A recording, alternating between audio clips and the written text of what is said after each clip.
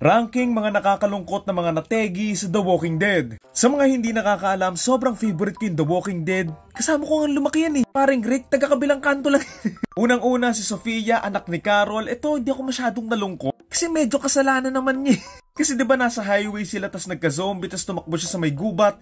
Ang dami-daming tataguan sa gubat pa. So siguro kay Sofia lagay natin sa 9. Kasi medyo nakakalungkot din yung scene kung paano siya nahanap, diba? Kasi nga binuksan ni Shane yung barn ba yun? Tapos lumabas siya, so nakakalungkot din yun.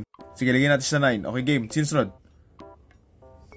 Okay, hindi ko to masyadong pwedeng pakita, so ibo-blurred ko. So yung nasa picture is si Enid and si Tara. So medyo nalungkot ako dito kasi favorite ko rin naman si Tara eh. And mabait naman din si Enid, so sa 10 na lang sila. Next.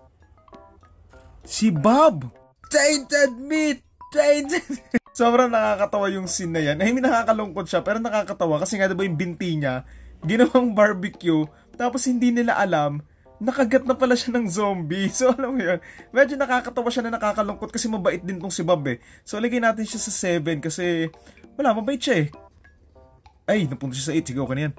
Okay, si Jesus. Kay Jesus naman, medyo naiinis ako na nategi siya kasi alam mo yun, ang galing niyang makapaglaban eh. Kumbaga para siyang ninja dito, para siyang si Raven sa may Tekken. Ang laki ng potential ng character niya tapos ganun lang siya nategi, naisahan lang siya nung nagpapanggap na zombie. So, nakakalungkot and nakakapanghinayang siyang character. So, lagay natin siya sa 5. Next. Uy, si ano? Noah? Oo nga, si Noah.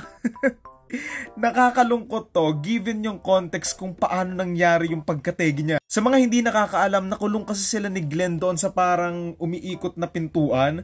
Tapos natrap nga sila doon. Nakalimutan ko na kung paano nakalabas ata si Glenn tapos siya hindi. Tapos ayan, nakain siya. Or ano ata, I think niligtas niya ata si Glenn tapos siya yung nagpakulong. Hindi ko na maalala. Pero nakakalungkot din to kasi mabait din tong si Noah. Alam ko yung pumasok siya nung nategi rin si Beth eh. So, lagyan natin siya sa 3. Uy.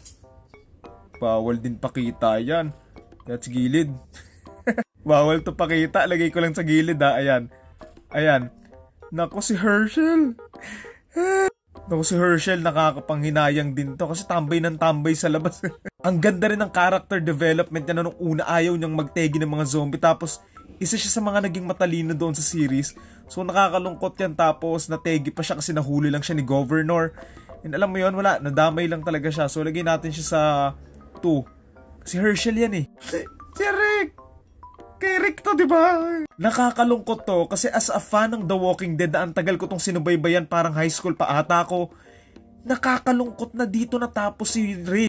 I know meron pang kadugtong na series pero para sa akin hindi na canon yun eh kasi yung The Walking Dead lang talaga dapat tumatakbo yung story. Para din sa akin medyo pilit yung scene na to, parang pinilit na lang na mategi siya pero technically hindi nga siya nategi pero parang pilit pa rin nangyari. So alam mo yon, hindi siya masyadong nakakalungkot. Nakakalungkot siya para sa katulad ko ang sumubaybay pero in the context nga dahil may karugtong pa hindi siya masyadong nakakalungkot. So lagyan natin siya sa 6. Next. Si Glenn! Si Glenn, naging watermelon yung ulo eh. Mangsisi na tayo kung mangsisi, si Daryl talaga may kasalanan dito eh. Lagyan na natin to sa 1 kasi sobrang nakakalungkot yan. Maraming nag-quit sa The Walking Dead dahil nung nategi si Glenn. So alam mo yon, ganun siya ka-solid sa mga fans. Eto sino to? Si ano ba yan? Yung anak, si Coral. Coral. Si Carl. Okay naman din yung Carl and same kay Rick. Nakakalungkot siya kasi nasa season 1 pa siya eh. And alam mo yun, ang tagal mo siyang nakasama tapos nategi lang din siya ng ganon. Nakakalungkot pero feeling ko mas marami pang nakakalungkot sa kategian ni Carl. Kung hindi siya anak ni Rick, baka hindi nakakalungkot. So lagay natin si Carl sa 7. Last, sino to? Naku si Beth. Medyo okay lang yan, kanta to ng kantang ingay. Okay si Beth, nasa 4. Siguro kung irererang ko to, okay naman ako dun kay Glenn and kay Hershel. Sino number 3 ko? Si Noah. Si Noah okay din. Oh, I think it's fair. I think I like this, I like this list. Kayo ba? Comment nyo na lang.